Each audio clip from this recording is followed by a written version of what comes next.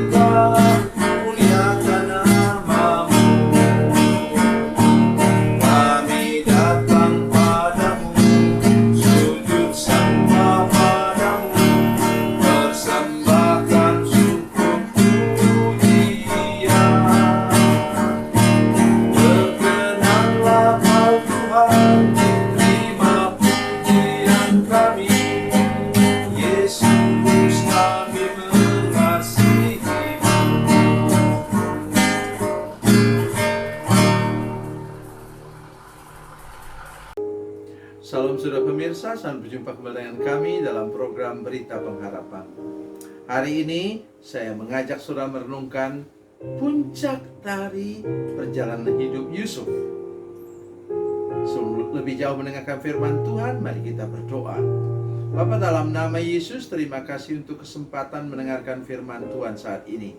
Kami berdoa supaya mata kami mengikuti terus perjalanan hidup Yusuf dan mengaplikasikannya, membayangkan hidup kami.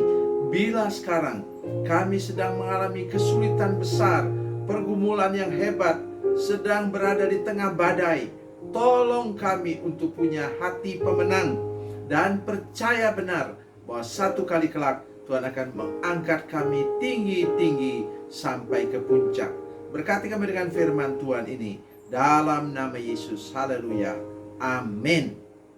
Saudara pemirsa, mari kita membaca firman Tuhan dari Perjanjian Lama, Kejadian pasal 41, Kejadian pasal 41, ayat 42 sampai ayat yang ke-44.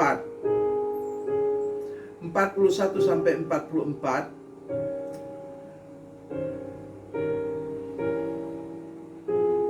Kejadian 41 ayat 41 sampai 44. Selanjutnya Firaun berkata kepada Yusuf, "Dengan ini aku melantik engkau menjadi kuasa atas seluruh tanah Mesir." Sesudah itu Firaun menanggalkan cincin meterainya dari jarinya dan mengenakannya pada jari Yusuf. Dipakaikannyalah kepada Yusuf pakaian daripada kain halus dan digantungkannya kalung emas pada lehernya. Lalu Firaun menyuruh menaikkan Yusuf dalam keretanya yang kedua, dan berserulah orang di hadapan Yusuf. Hormat, demikianlah Yusuf dilantik oleh Firaun menjadi kuasa atas seluruh tanah Mesir. Berkatalah Firaun kepada Yusuf, "Akulah Firaun, tetapi dengan tidak setaumu, tidak seorang pun tidak boleh bergerak di seluruh tanah Mesir." Amin, haleluya. Inilah puncak dari perjalanan Yusuf. Sudah bisa bayangkan? Mari kita membayangkan lagi. Saya menghitungnya mungkin 3 jam. Ya. Yusuf itu kan narapidana kan?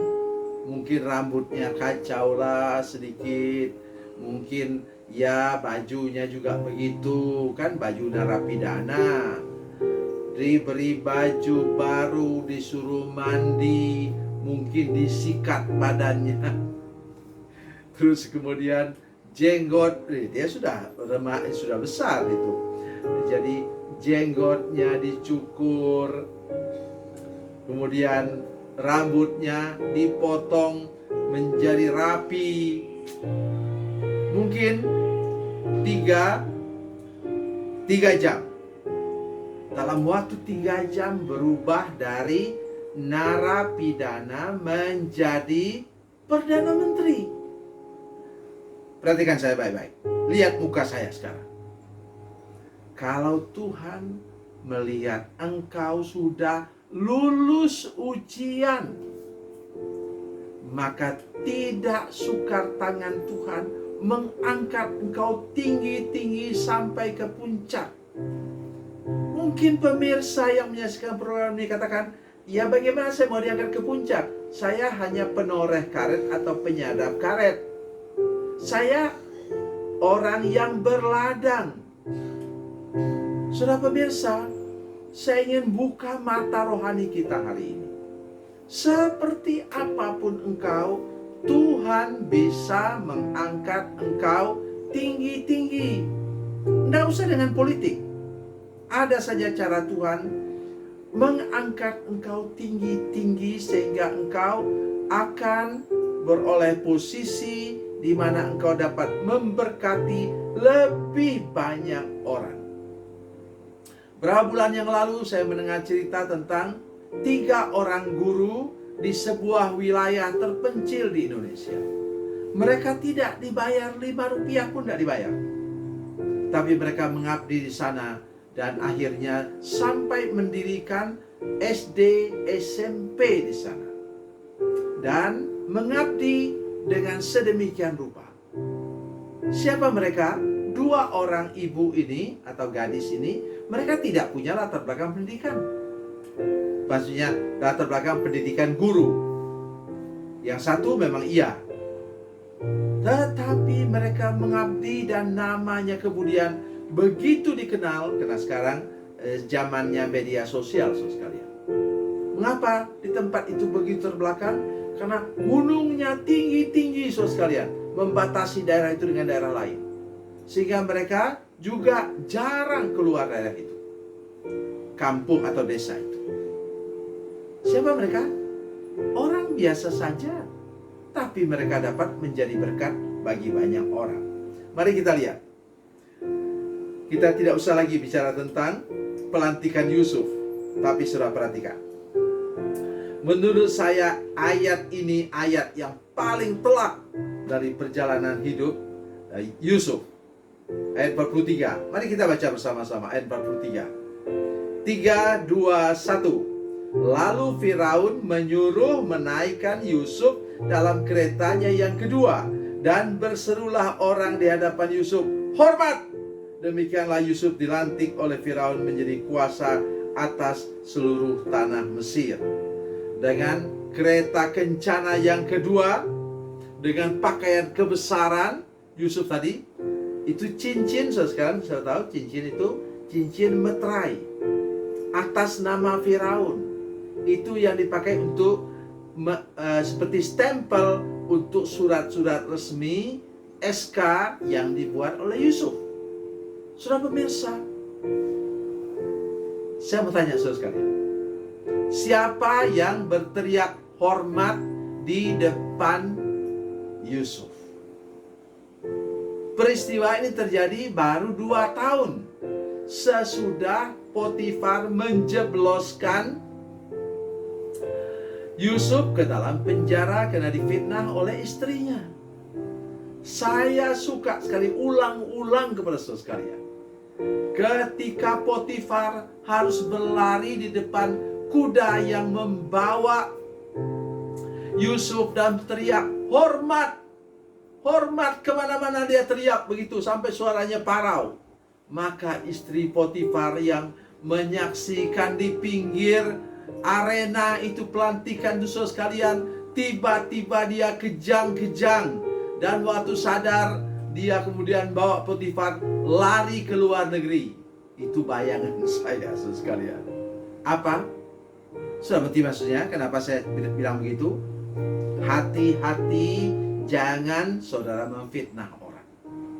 Nanti balasan dari Tuhan itu ngeri. Apa kata firman Tuhan? Dalam Galatia pasal 6 ayat 7 mengatakan, apa yang ditabur orang itu pasti dituainya. Tadi siapa? Istri Potifar sudah menabur fitnah. Dan sekarang apa? Sekarang dia menuai badai. Kenapa? Betapa malunya Potifar. Orang yang dia jebloskan ke penjara sekarang menjadi Perdana Menteri. Dia sebagai Pas Pampres kalau sekarang, komandan Pas Pampres, komandan pengawal dari Firaun, harus berlari di depan kuda, memegang kekang kuda, dan berteriak-teriak hormat kepada orang yang dulu dia jebloskan ke penjara. Oh, saudara-saudara sekalian, itu yang menyebabkan saya takut memfitnah orang, takut berbuat dosa terhadap orang lain, karena saya tahu bahwa di balik itu Tuhan akan membalaskan lebih kejam daripada perbuatan saya dulu. Oleh karena itu, jaga pelihara hidup kita. Mari menang melewati ujian 1, ujian 2, ujian 3, ujian 4. Dan Tuhan akan mengangkat engkau tinggi-tinggi sampai ke puncak. Tuhan Yesus memberkati, Tuhan Yesus baik. Mari kita berdoa. Bapa, dalam nama Yesus, lindungi hati kami supaya kami tidak menyimpan iri hati, dengki, dan memfitnah orang. Tolong kami juga supaya kami mampu menang melewati segala badai, segala ujian kehidupan ini, tantangan kehidupan ini, sehingga pada akhirnya kami dianggap layak oleh Tuhan dan Tuhan mengangkat kami tinggi-tinggi. Terima kasih Tuhan, terpujilah nama-Mu dalam nama Yesus. Haleluya. Amin.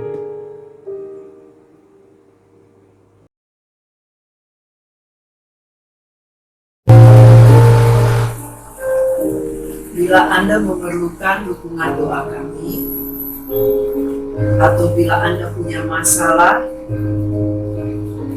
yang ingin didoakan, silakan menghubungi nomor telepon kami 0812 7661 1125. Dan bagi Anda yang berada di luar negeri, silakan menghubungi +62 812 7661 1125. Tuhan Yesus memberkati, Tuhan Yesus berkati.